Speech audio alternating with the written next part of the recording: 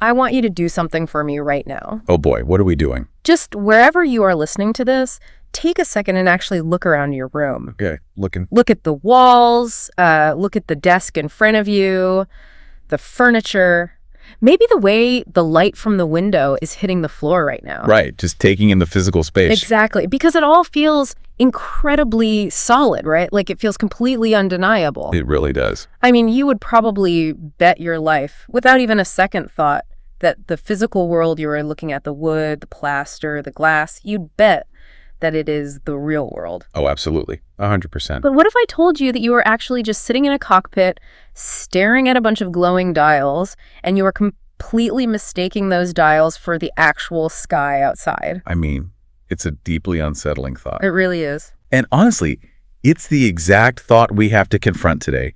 We are so heavily conditioned, like so deeply accustomed to trusting our eyes and our hands, that the mere idea of our immediate reality being a sort of elaborate evolutionary interface, well, it feels almost offensive. Yeah, because we like our reality concrete. Exactly. We like to trust what we can touch. Right, because we like to think that if we, bump our shin on the coffee table, that sharp, sudden pain is absolute proof of a fundamentally material universe. The I refute it thus argument. Right, but that unsettling thought that the coffee table isn't what it seems to be is exactly what's sitting in front of us today in this massive stack of sources. And it is a massive stack. It's huge.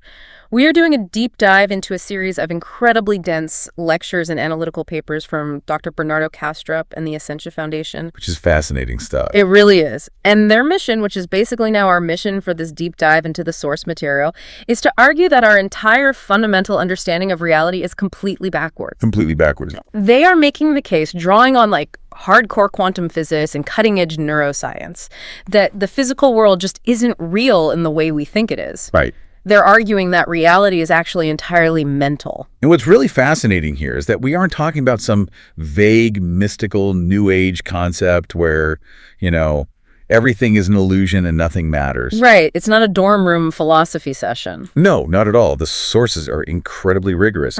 But we have to start this exploration by setting the stakes and grounding ourselves in 3 undeniable empirical facts. Okay, lay them on me. These are the non-negotiables.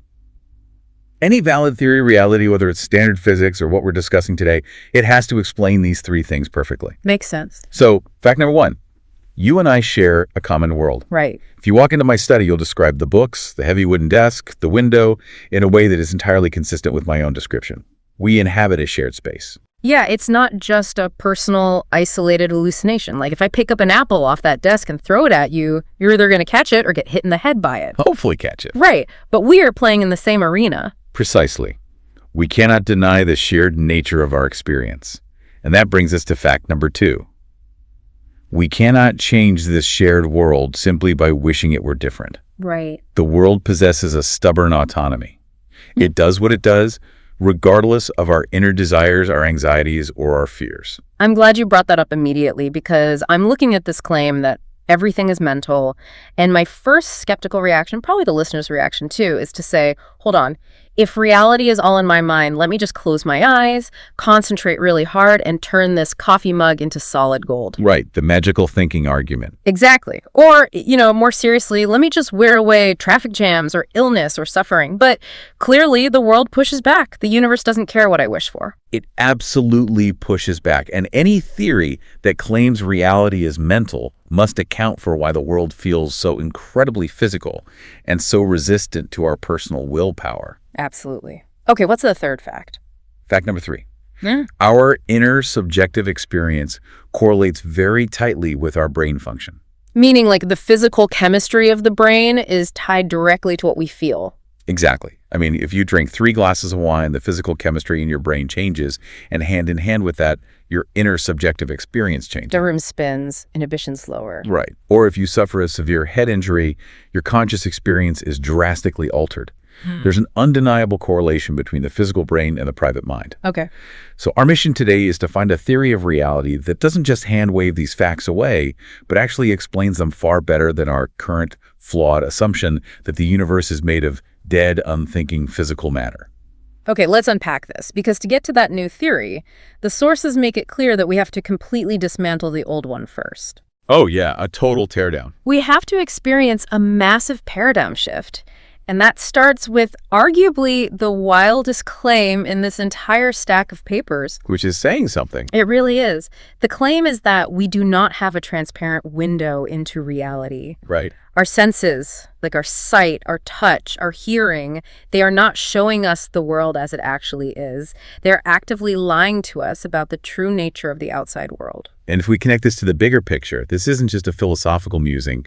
It comes down to a fundamental mathematical argument from thermodynamics. Thermodynamics, really? Yeah, it's the entropy argument, heavily supported by the work of scientists like Carl Friston and his free energy principle. Okay, walk me through that. Let's really think about the mechanics of this. Let's imagine, just for a second, that your eyes really were perfectly transparent windows. I'm looking right at the raw universe. Exactly.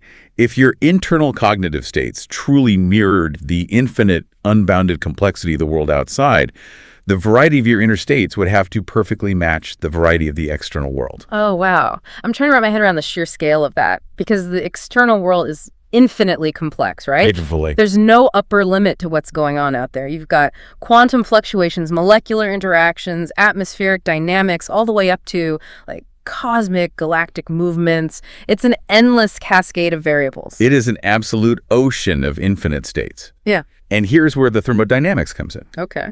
In physics, a massive variety of states means a massive increase in entropy. Entropy, in this context, is essentially disorder, chaos, a lack of structural integrity. Right, things falling apart. Exactly. And a biological organism is, by definition, a system that maintains a very low entropy state. It maintains a strict boundary against the chaos of the environment. Because if it doesn't, it dies. Right. So if your brain tried to maintain a one-to-one mirror image of the true infinite complexity of reality, your internal entropy would skyrocket. There would be no upper bound. So the data processing alone would basically destroy the hardware. Far worse than just crashing a hard drive. Yeah. You would lose all structural and dynamical integrity at a cellular level. Wait, seriously? To put it bluntly, you would literally dissolve into a hot entropic soup. A hot entropic soup. Yep. A biological organism cannot survive if its internal states reflect the infinite chaos of the external world. You could not biologically survive seeing the fundamental truth of reality. I love that image, as terrifying as it is, dissolving into hot soup just by opening your eyes and seeing the universe as it truly is. It's a vivid picture. It really perfectly sets up the computer desktop metaphor that cognitive scientist Donald Hoffman uses, which the sources highlight as a key way to understand this. Oh, that's a great analogy. Right. Think about sitting at your computer at work. You look at the screen and you see a little glue folder icon in the center of your desktop. Sure. Now, is that blue rectangle actually what the computer file looks like inside the machine? Not at all. The actual file is a mind-numbing sequence of millions of microscopic electronic switches, flashing open and closed inside a silicon chip. Exactly. Its voltages, its magnetic polarities on a hard drive spinning at thousands of revolutions per minute. Right. If the computer operating system forced you to see the truth of that file, if it bypassed the desktop and just showed you a cascading waterfall of ones and zeros or like raw voltage states fluctuating in real time, you couldn't use the computer. You'd be totally lost. You couldn't write a simple email. You couldn't edit a photo. You would be utterly paralyzed, just completely overwhelmed by the sheer naked complexity of the truth. Which brings us to evolution. Yes, evolution, the sources argue, works the exact same way. Evolution does not give a single damn about truth. Not at all. It cares exclusively about fitness and survival. Seeing the truth of the world would drive us to immediate extinction. So evolution gave us an interface. It gave us icons. And this raises an important question. What exactly are these biological icons?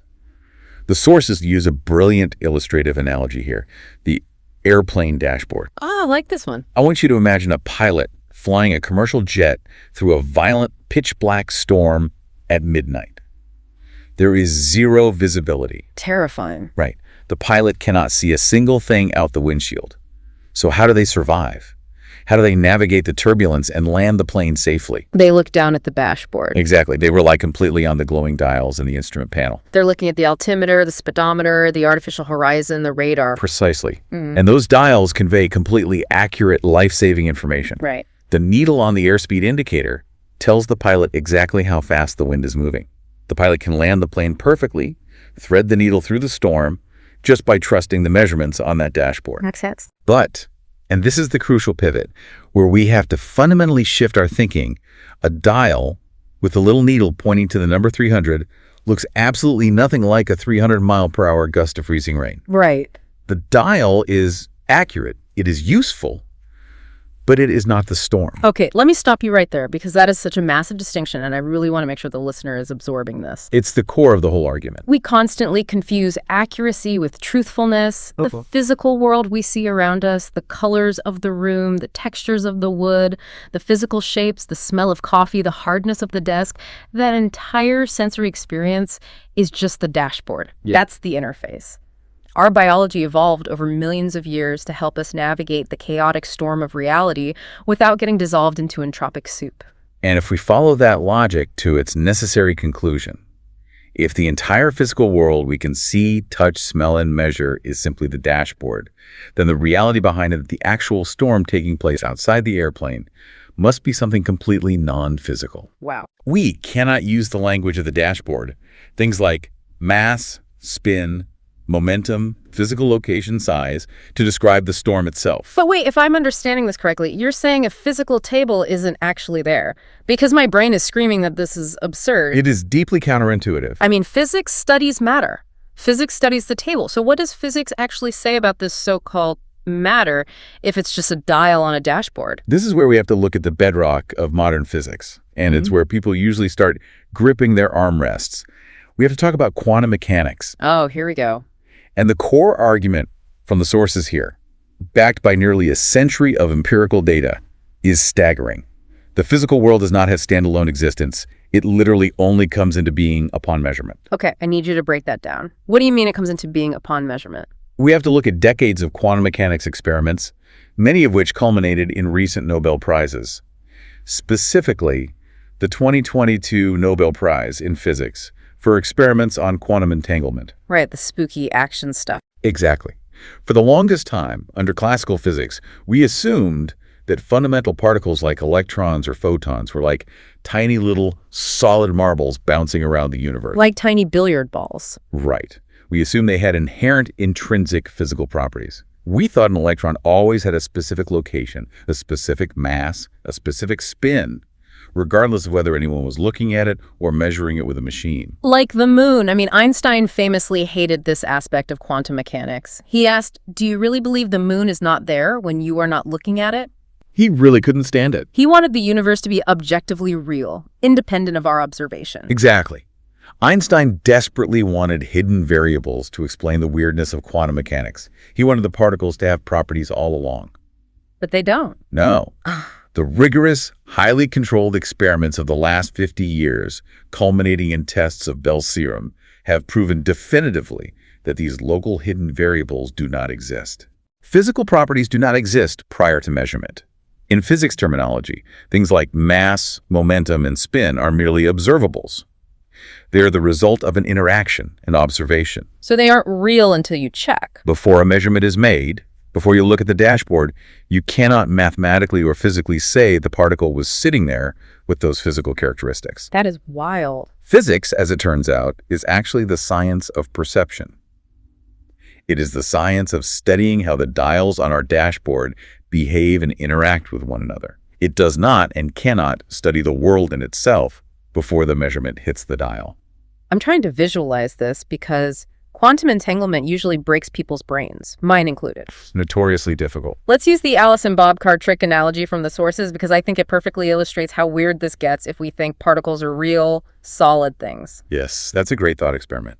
Let's imagine I have a standard deck of playing cards. I separate all the red cards and all the black cards into two piles. I give the red half to Alice. She puts them in a box, hops on a commercial flight, and flies all the way to Tokyo. Okay, Jen. I give the black half to Bob. He puts his in a box and he flies to London. This is a classic standard setup for an entanglement thought experiment. They are separated by a massive physical distance. Right. Thousands of miles. So Alice lands in Tokyo, opens her box, shuffles her deck, cuts it, and looks at the top card. Let's say it's the 3 of hearts. Yep. According to the spooky, proven nature of quantum entanglement, the absolute fraction of a second, Alice looks at her card and measures it. Bob's deck in London instantly, simultaneously forces its top card to be the exact corresponding match the 3 of spades. Right. Instantaneously. Even though they are separated by thousands of miles, the measurement of one instantaneously influences the measurement of the other. And the crazy part is no signal could have possibly traveled between Tokyo and London fast enough to tell Bob's deck what to do. Because it would have to be faster than light. Exactly. It defies the speed of light. It defies standard physical causality. And this is where the mainstream physics world often throws its hands up in despair. To avoid giving up the philosophy of materialism, the idea that the physical cards are the fundamental reality, physicists invent incredibly unparsimonious, frankly absurd theories. Like what? Some suggest infinite parallel universes are splitting off into new dimensions every single femtosecond just to account for this math without breaking causality. That seems like a bit of an overreaction. It is, but the sources provide a much more elegant analogy to explain this without breaking logic, as long as you abandon materialism. Imagine a live soccer match being broadcast on 2 different televisions. Oh, the time traveler analogy. I love this one. It's so good. Let's paint the picture. Imagine a guy from the 19th century, maybe a Victorian gentleman who has never seen electricity, travels forward in time, and miraculously lands right in your living room. Okay, he's in the living room. You happen to have 2 flat-screen TVs set up side by side. Both TVs are tuned to the exact same live soccer match, but they are receiving broadcast feeds from 2 completely different camera angles in the stadium. Think about the mechanics of what the time traveler is experiencing here. He sits there, utterly captivated, watching the little men running around on TV screen A. Right. Suddenly, a player on screen A kicks the ball hard to the left side of the screen. Instantly, perfectly in sync, a player on TV screen B moves rapidly to the right side of the screen to receive that exact same pass. Because it's the same game. Exactly. The time traveler looks back and forth between the 2 TVs, absolutely astounded. He thinks, this is magic. How do the little men inside TV A communicate with the little men inside TV B so incredibly fast? I don't see any wires connecting the 2 glass boxes. He's literally looking behind the TVs for a string. He thinks the TVs are violating the laws of causality. Because he thinks the TVs are the game. Yes, he thinks it's spooky action at a distance, exactly like the physicists looking at the entangled particles. What's fascinating here is how perfectly this maps to our fundamental confusion over quantum mechanics. Why is the time traveler confused? He is confused because he fundamentally believes that the 2D images of the men on the television screens are the actual physical soccer match. Right. He mistakes the representation for the reality itself. But you and I, understanding how broadcasting works, know that TVA isn't causing anything to happen in TVB. There is absolutely no physical causality flowing between the 2 screens. Not at all. The screens are simply displaying correlated measurements, different camera angles of a single underlying hidden reality taking place miles away in a stadium. That tracks perfectly. So if we apply this to the quantum world, the physical universe, we see the particles, the atoms, the highly sensitive measuring devices in our laboratories. They're just the TV screens. Exactly. They're the dashboard dials. When physicists observe quantum entanglement in a lab and they get totally freaked out that 2 particles are somehow communicating faster than the speed of light, they're making the time traveler's mistake. They're looking for wires between the TVs. Yes. It's just 2 screens showing correlated measurements of the same underlying reality. The physical particles aren't the real thing. They are just the image on the dial. And once you realize that the physical world does not have standalone reality, once you accept that matter is just the extrinsic appearance, the dashboard measurement of something much deeper quantum mechanics stops being spooky. It actually makes sense. It stops being a paradox. Yeah. It makes perfect rational sense. It only seems paradoxical, it only breaks your brain if you desperately cling to the outdated idea that the physical dials are the storm itself. All right, let me play devil's advocate here. Go for it. If matter is just an image on a screen, just a dial on a dashboard, why is mainstream science clinging to materialism so fiercely? I mean, what are the current leading theories trying to explain reality? And why are these alternatives failing so badly that we need to throw them out completely? Well, if we look at mainstream materialism, which is, the dominant operating system of our culture right now, it posits that dead, unconscious physical matter is the fundamental building block of everything. Right. And it argues that somehow, magically, if you arrange enough of this dead, unthinking matter in the specific shape of a biological human brain, It suddenly creates the rich, subjective experience of tasting dark chocolate or feeling the grief of a lost loved one. The ghost in the machine. Exactly. But when you really scrutinize it, materialism is a theoretical abstraction full of glaring contradictions. And the sheer desperation of the materialist framework is most glaringly obvious when we look at the current obsession with artificial intelligence. Oh man, this is a massive hot topic right now. Everyone is wondering if the latest generative AI chatbot is secretly conscious. It's everywhere. The materialist argument seems to go like this. While biological brains are just matter doing complex computation, computers are also matter doing complex computation. Therefore, if a computer's neural network gets complex enough, if we add enough parameters, it will inevitably wake up, become self-aware, and possess genuine consciousness. And the expert sources definitively refute this with a brilliantly simple analogy. I like to call it the kidney simulation. Okay, the kidney simulation. Walk me through it. Let's say you have access to a supercomputer, the most powerful, state-of-the-art PC on Earth. You program it to simulate a human kidney, Okay. and not just a basic simulation. You simulate every single molecule, every complex fluid dynamic, every cellular membrane, down to the absolute microscopic quantum level. It is a perfect, mathematically flawless simulation of human kidney function running on a screen. Okay, I have a perfect God-tier digital kidney running on my hard drive. Does that mean your computer is going to suddenly start leaking urine onto your desk? I really hope not. That would ruin the motherboard. Oh, of course not. Yeah. We intuitively understand, without needing a degree in computer science, that a simulation of a physical process is fundamentally not the physical process itself. Right. Simulating a kidney does not produce biological urine. Simulating a roaring campfire on your 4K monitor will not burn your house down and won't keep you warm. That makes perfect sense. Yet, when it comes to the mystery of consciousness, AI researchers suffer from what the sources humorously but accurately call womb envy. Womb envy. That's hilarious. Because consciousness is such an unsolvable mystery under the materialist framework, the famous hard problem of consciousness, they magically assume that if you simulate the information processing of a brain on a silicon chip, the simulation will suddenly conjure private, subjective experience out of thin air. I see the flaw there. It's conflating the map with the territory. Exactly. They confuse computation with consciousness. Yeah. But computation is just an abstract concept we invented, right? It's medium independent. You can perform computation with an ancient wooden abacus. You can compute with modern silicon chips. You can even compute by setting up thousands of dominoes or flipping light switches on and off. Yep, it's just syntax. But private, subjective consciousness, the raw feeling of being alive that you and I have, is intimately tied to the biological medium of a warm, wet, metabolizing organism.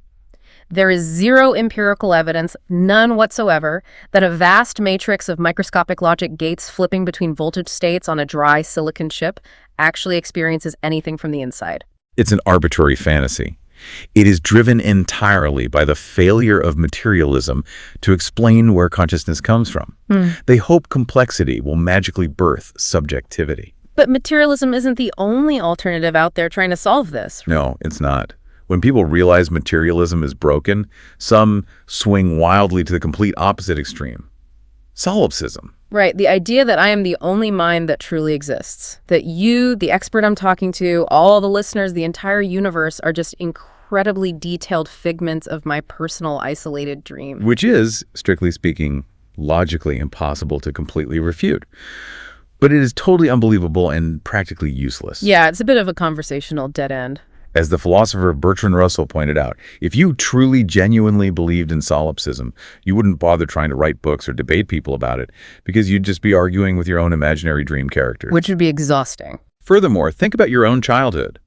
As a young child, you witnessed adults experiencing complex, nuanced emotions, like profound romantic heartbreak or existential dread, long before you had the cognitive capacity to understand or generate those concepts yourself. Oh, that's a really good point. How could your young mind generate a complex dream character acting out depths of emotion you haven't even conceived of yet? The most rational, parsimonious explanation is that other people genuinely have their own private, conscious, inner lives. Okay, so materialism is out because it can't explain consciousness. Solipsism is out because it's practically absurd. What about panpsychism? Panpsychism. Because I see this one gaining a ton of traction lately in serious academic and philosophical circles. It's the idea that, yes, matter exists, but it has tiny little pixels of consciousness baked into it from the very beginning. Right, constitutive micropsychism. Like, an individual electron has mass, it has a negative charge, it has spin, and it also possesses a tiny, tiny, imperceptible sliver of subjective experience. It attempts to solve the hard problem of consciousness by saying, look, consciousness didn't magically emerge from dead matter. It was there all along in the fundamental building blocks of the universe. Turns elegant at first. But while it solves one problem, it introduces an equally impossible, fatal problem, the subject combination problem. I've heard of this. Because if my brain is made of billions of neurons, and those neurons are made of trillions of subatomic particles, and every single one of those particles has its own tiny, isolated, separate conscious experience, how exactly do those trillions of separate microminds combine to create the single, unified me that is currently talking to you? Exactly. I don't feel like a vast committee of a trillion shattering electrons. I feel like one singular, unified subject. And nobody in the panpsychist camp has been able to articulate a coherent, testable mechanism for how separate subjects combine into one unified subject. You can combine physical objects, but you can't combine individual points of view. It's like trying to combine two different memories into one. Right. But the sources point out an even deeper flaw in panpsychism based on how we fundamentally misunderstand biology and physics. Panpsychism is often motivated by a flawed, mechanical analogy. We think of ourselves as being assembled from parts, like building a car. Okay, let's look at the car. A car is built from the outside in. You take a heavy metal engine, a leather steering wheel, 4 rubber tires, and you bolt them all together on an assembly line. Yes. The parts exist independently, on their own, before the car ever exists. You combine them to make a new entity. Exactly. That's a bottom-up assembly. Yeah. But biological life does not work that way at all. A human being grows from the inside out. From a single cell. Think about your own origin. You started as a single, microscopic, unified cell, a zygote.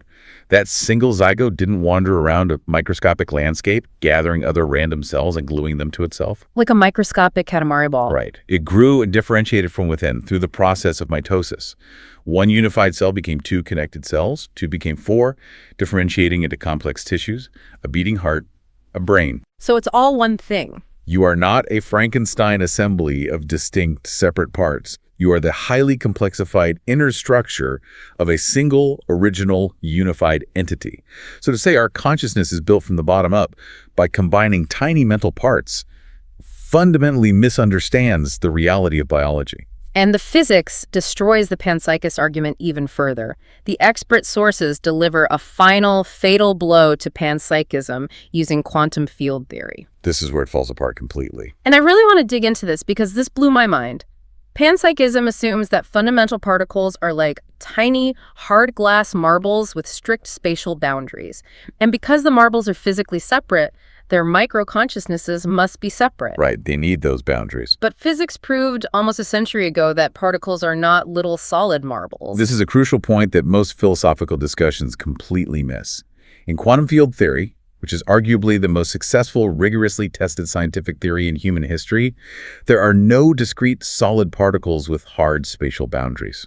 What we colloquially call a subatomic particle is mathematically understood as merely a localized excitation, a vibration, or ripple in a spatially unbound, universe-spanning field. Help me understand the fields. It's like a ripple in a vast lake, right? That's a great way to picture it. You can point to a ripple, you can measure it, its height, its speed, its direction, but you can't reach your hands into the water, grab the ripple by its edges, and pull it out of the lake. You can't isolate it. The ripple isn't a standalone thing with its own borders. It's just a localized behavior of the entire lake. There is nothing to the ripple but the lake itself. Precisely.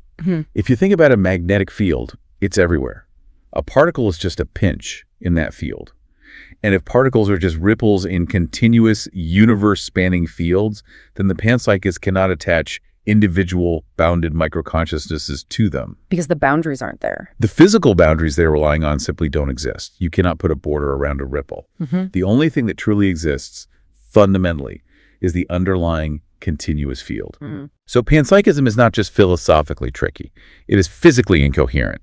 It relies on a 1920s high school textbook understanding of physics that has been thoroughly debunked by modern quantum field theory. Okay, here's where it gets really interesting. Let's hear it. If materialism is false because computation is an experience, if solipsism is absurd, and if panpsychism contradicts the basic laws of physics, and if we are not made of trillions of tiny conscious parts, but we undeniably know that we are conscious, maybe we're looking at this all wrong. We usually are. Maybe there aren't trillions of tiny minds. Maybe there's just one giant leak of consciousness. And that profound pivot brings us to the core hypothesis of the source material: analytic idealism. Analytic idealism. Okay. The argument being made by Kastrup and the Essentia Foundation is that reality is fundamentally entirely mental. Oh. There is only one spatially unbound field of subjectivity. There is one universal consciousness. That's why. And the entire physical universe, the galaxies, the planets, our bodies, is just the extrinsic appearance, the dashboard dial representation of the thoughts, emotions, and excitations of that one universal mind. Okay, I can already hear the listener screaming through their headphones right now because this is the obvious objection. I know exactly what you're going to say. If there's only one universal mind, why am I trapped in my own head? Why can't I read your thoughts right now? Why don't I know what someone in China is having for lunch today? If we are all one mind, why do I feel like a deeply private, deeply separate, isolated individual? It's the biggest hurdle. It sounds like New Age mysticism. Are we seriously saying the Andromeda Galaxy is just a giant thought? Because my telescope says it's made of burning plasma and gas. It is the single most important objection to idealism, and it must be answered rigorously. And the sources answer it by looking away from physics for a moment and turning to a very well-documented clinical psychiatric phenomenon: dissociation. Okay, dissociation, like in trauma. Exactly. We know, empirically and clinically, beyond a shadow of a doubt, that a single human mind can fragment into multiple, completely disjointed centers of awareness. This used to be called multiple personality disorder in the pop culture lexicon. Today, it's clinically known as dissociative identity disorder, or DID. Right. This happens when someone undergoes severe, unimaginable trauma, usually in childhood. Their mind compartmentalizes to protect itself from the pain. It creates alters, distinct subpersonalities. And these alters have their own memories, their own distinct personality traits, and crucially, they're often completely blind to the thoughts and experiences of the other alters living within the exact same brain. And to illustrate how powerful and physically real this psychological boundary is, the sources cite a landmark 2015 clinical study conducted by doctors in Germany. What did they find? Researchers worked with a female patient who suffered from severe NLD. Some of her alters were perfectly sighted, but some of her alters claimed to be completely blind. Wait, blind? Even though her physical, biological eyes were perfectly healthy, like the optic nerve was intact, no physical damage to the eye itself? Exactly. Ophthalmologists confirmed her eyes were physically flawless. So the researchers put an EEG cap on her head to monitor the electrical activity in her brain in real time. Okay, smart. When a sighted alter was in executive control of her body, her visual cortex lit up normally on the monitor. She saw the room. But the absolute moment a blind alter took executive control of her body, the electrical activity in her visual cortex dropped to absolutely zero. Zero. But her eyes were open. Her eyes were wide open, the room was brightly lit, but her brain was registering nothing.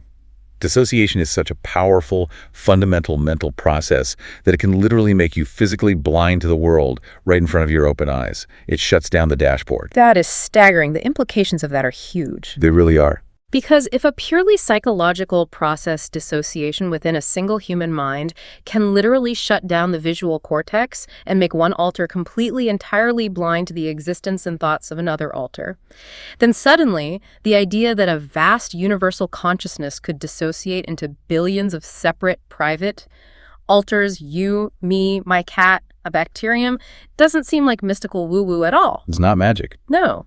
It is simply a massive scaling up of a documented empirical clinical fact that we already know happens in nature. We are all dissociated alters within the larger mind of nature. It explains the privacy of our inner lives perfectly. We cannot read each other's minds because we are separated by a thick dissociative boundary. But it's important to understand that these boundaries aren't absolute, impenetrable blockades. The sources introduce a crucial concept here called impingement. Impingement. Let's use an analogy to make that relatable to everyday life. Please do. Imagine You are going through a terrible, deeply painful romantic breakup. You are entirely heartbroken. But it's Tuesday morning and you have to go to the office and lead a major high-stakes presentation for a client. What do? You compartmentalize. You have to. You park those devastating negative emotions in a locked drawer in the back of your mind. Yes, you deliberately dissociate your executive functioning ego from those agonizing emotions so you can simply function and get through the workday. Exactly.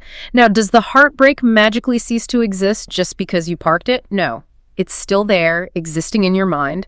Your executive ego isn't directly feeling the sobbing grief in the boardroom, but those parked emotions are still there, impinging on your psychological boundary. They're pushing against it.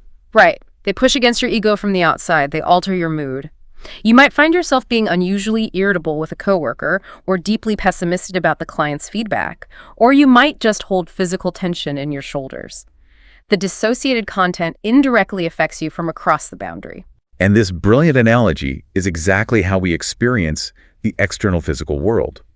The thoughts, the emotions, the raw experiential states of the universal consciousness, the mental activities going on outside of our personal dissociated altar, impinge on our boundary. They press against us. Okay, I see. And over billions of years, evolutionary survival has figured out a way to leverage that external impingement.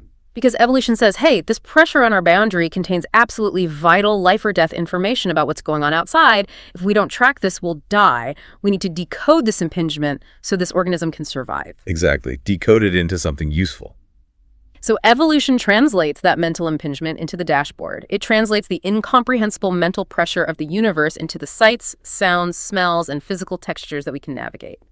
The table feels solid because the universe's mental state is pushing against my mental boundary. This is a profound synthesis for the listener to grasp, and it really ties everything together.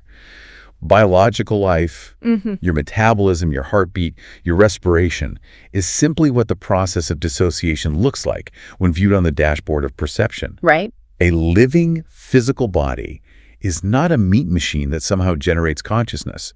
A living body is merely the extrinsic appearance, the visual representation of a dissociated mental boundary within the universal mind. Let me make sure I'm fully tracking this because this flips everything upside down. Take your time. If the physical brain is just the visual representation of our dissociative boundary, like it's what my mental boundary looks like when you measure it with an MRI machine or a scalpel, then what happens if we mess with the brain? Oh, this is the big question. Because if the materialists are right and the brain generates the mind, then damaging or impairing the brain should destroy or reduce consciousness, right?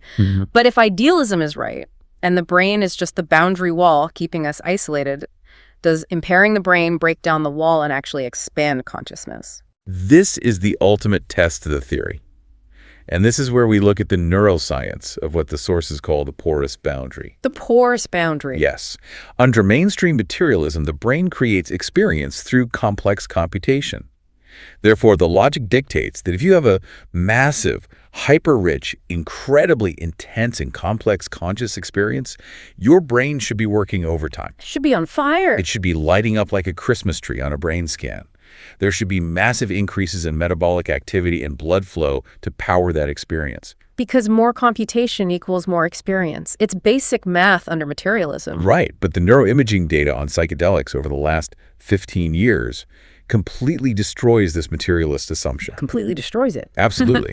When researchers at prestigious institutions like Imperial College London put subjects in fMRI and MEG scanners and administered potent psychedelics like psilocybin or LSD, they fully expected to see brain activity spike tremendously. Because the trip is so intense. Exactly.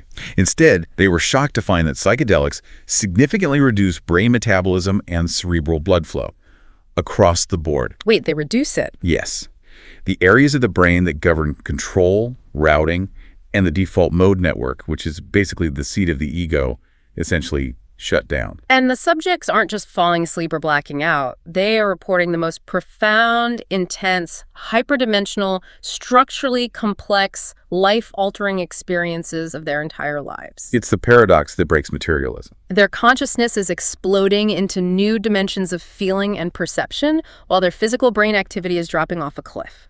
And to explain away this glaring, fatal contradiction, physicalists often point to a very specific metric: They claim that while overall brain activity drops significantly, a measure called brain diversity, or brain entropy, slightly increases. Okay, help me understand the math here, because when I read this in the sources, it felt like a massive stretch. It is a massive stretch. Brain diversity is basically just a fancy neurological term for random static or noise in the neural network, right? Essentially, yes. And the researchers found that under heavy doses of psychedelics, this random noise increased by roughly 0.005 on a 100-point scale, a microscopic fraction. That's tiny. Physicalists want us to genuinely believe that an unfathomably rich, spiritually transformative, highly structured psychedelic trip that cures depression and changes a person's life forever is caused by a 0.005 increase in random TV static in their brain.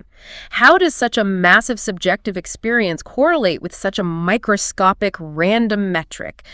It feels empirically inadequate. It is entirely empirically inadequate. It's clinging to a paradigm that the data no longer supports.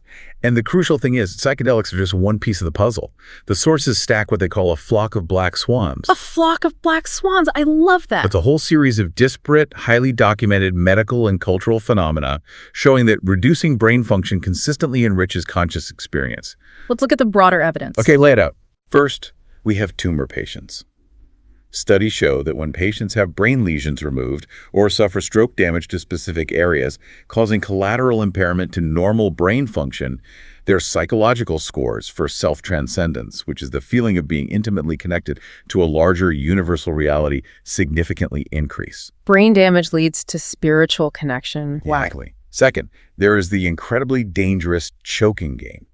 Teenagers worldwide have been known to literally cut off blood flow to their brains using ligatures, intentionally inducing hypoxia and fainting. Why? Because impairing the brain's oxygen supply gives them a massive, non-drug psychedelic high. That's terrifying, but it perfectly fits the pattern. Third, consider G-force training. Fighter pilots training in massive centrifuges who lose consciousness as blood violently drains from their heads, they consistently report waking up from incredibly rich, intense, highly memorable dreams, despite being clinically, medically unconscious. And I want to bring up the study on the Brazilian mediums because the methodology here is fascinating. Oh, this one is wild. Researchers took people who practice psychography, which is essentially trance writing, where they claim to channel spirits and put them into fMRI machines. Right. When the highly experienced mediums went into a deep trance to write, the blood flow and activity in the language and executive planning centers of their brains significantly dropped. Their brains were doing less work. Significantly less. Yet when blind computers analyzed the texts they produced during the trance, the writing was scored as significantly more complex, using richer vocabulary and better structure than what the exact same people wrote in their normal, waking, fully alert state. It's unbelievable. Less brain activity produced a more complex linguistic output. So if we synthesize all this data, the psychedelics, the tumors, the hypoxia, the mediums, the conclusion becomes mathematically and logically unavoidable. Impairing the physical brain does not impair consciousness, because the brain doesn't generate consciousness in the first place. Right. Impairing the brain impairs the dissociative boundary. The thick wall keeping our alter isolated gets thin, becomes highly porous. And when the boundary becomes porous, the transpersonal, vast universal consciousness that is always swirling outside our alter leaks in. The dam breaks. It floods the system. You temporarily experience the raw thoughts and emotions of the larger mind of nature. Okay, let's zoom out and look at the macro picture. I'm trying to picture this universal mind. If my private individual mind is just a localized boundary, a tiny little whirlpool spinning in a vastly larger ocean of universal consciousness, what exactly does the rest of that massive ocean look like? Good question. Like, what does the universe think about when it's just being itself? This brings us to the cosmic scale of the theory. If the physical universe is truly the extrinsic appearance, the dashboard representation of the thoughts and emotions of a universal consciousness, we should logically expect to see structural, mathematical similarities between the macro universe and the physical structures that correlate with our own inner lives, namely our biological brains. And Surprisingly, when astronomers and physicists look closely, we do. right. The sources cite some mind-bending studies applying information theory and network topology to the universe itself. When you look at the structure of the cosmic web, the way billions of galaxies and dark matter cluster together and form these massive glowing filaments across billions of light years of space, its network topology is uncannily mathematically similar to the network topology of a mammalian brain. It's basically a mirror image. It looks like a giant neural network. Furthermore, a recent highly discussed paper titled The Autodidactic Universe, co-authored by prominent theoretical physicists like Lee Smolin, demonstrates something incredible. What's that? It shows that the mathematical structure of the fundamental laws of physics is completely compatible with the mathematics of how a machine learning neural network learns and adapts. The laws of physics themselves may not be rigid eternal rules. They may be the expression of an underlying universe-spanning learning process. The regularities we call gravity or electromagnetism are simply the entrenched habits of a cosmic mind. But I need to jump in here and pump the brakes, because this is the exact moment where people start anthropomorphizing the universe. Yes, danger zone. People hear cosmic mind, and they immediately imagine a giant old man with a white beard sitting in the clouds, or like a giant floating brain.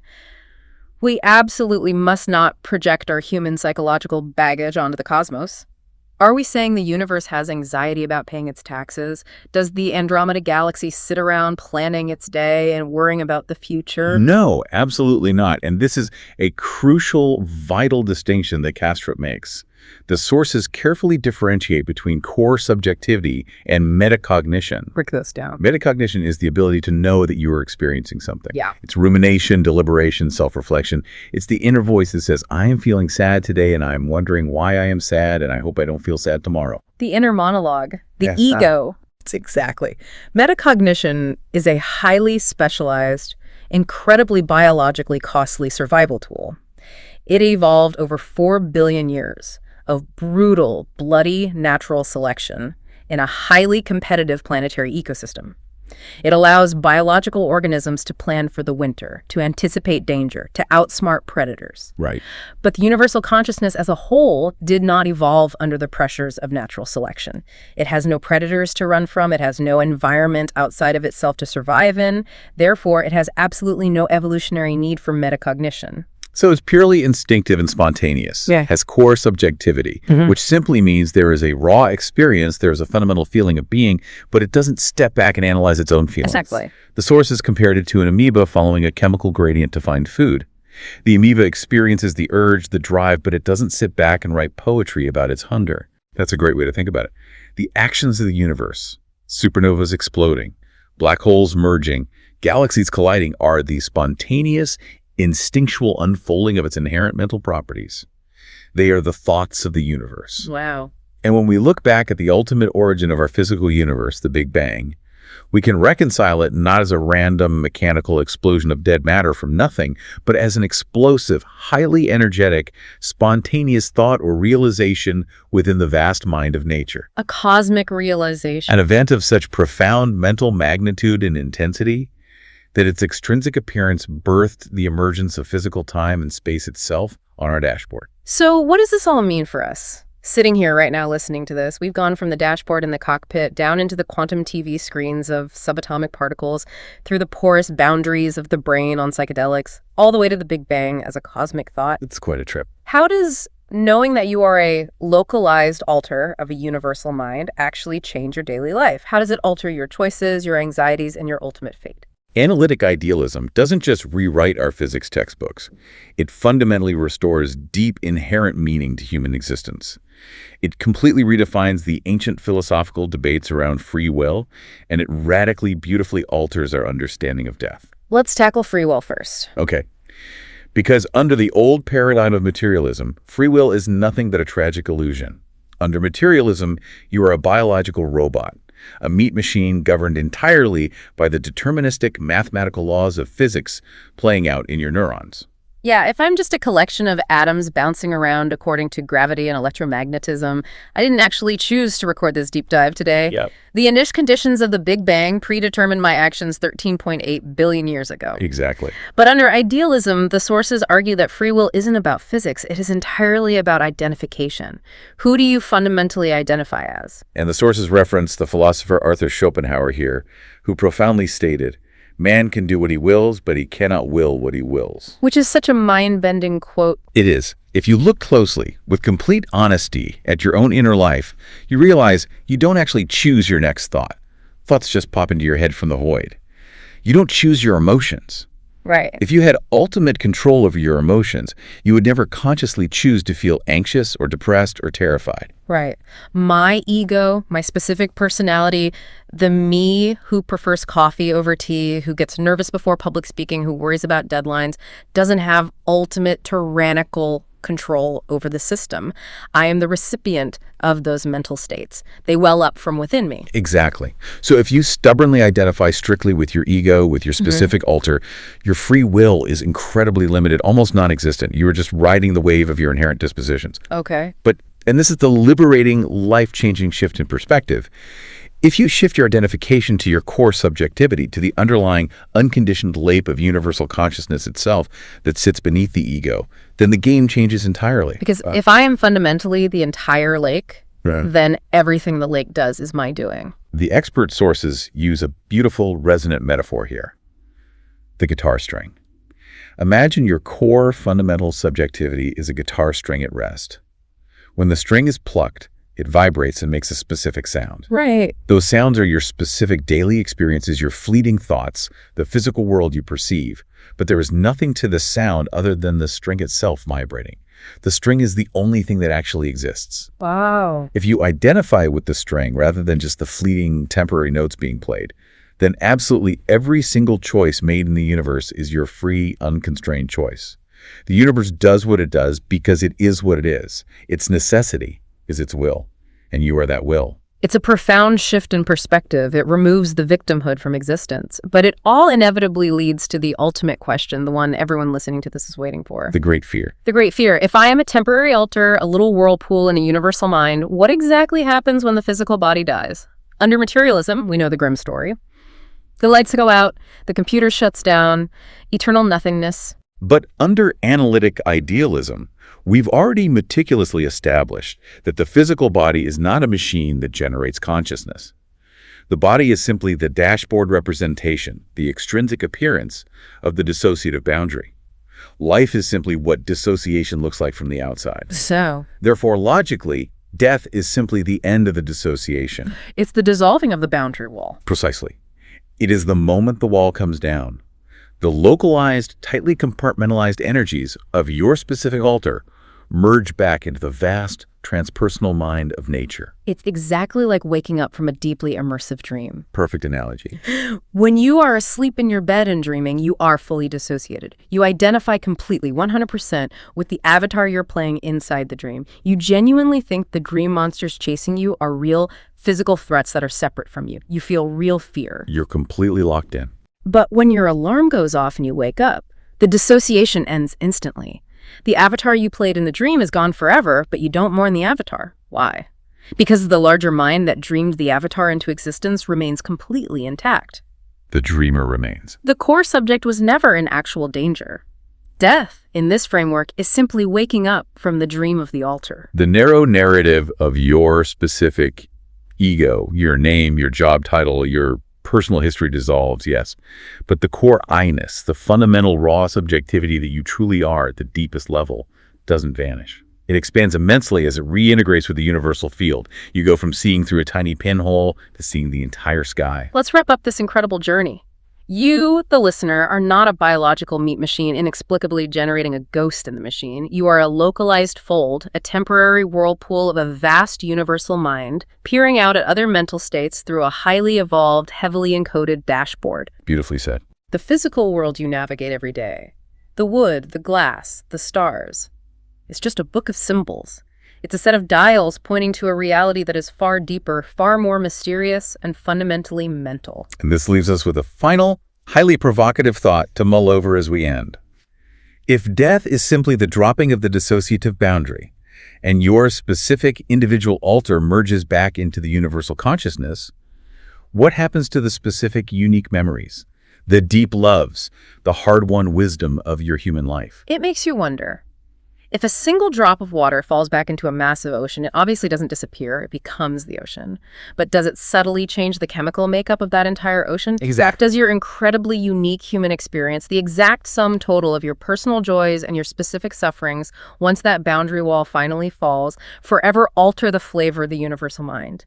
Does the universe actually learn, grow, and enrich itself through our individual dissociated lives? It's a question that completely re-enchants the world. It gives immense cosmic weight and ultimate meaning to every single mundane experience you have, knowing that it might be permanently contributing to the evolution of the mind of nature itself. Thank you for joining us on this deep dive into the source material. Before you take off your headphones, do me a favor. Look at the walls of your room one more time. Look at the dashboard. But this time, try to feel what is breathing right behind it.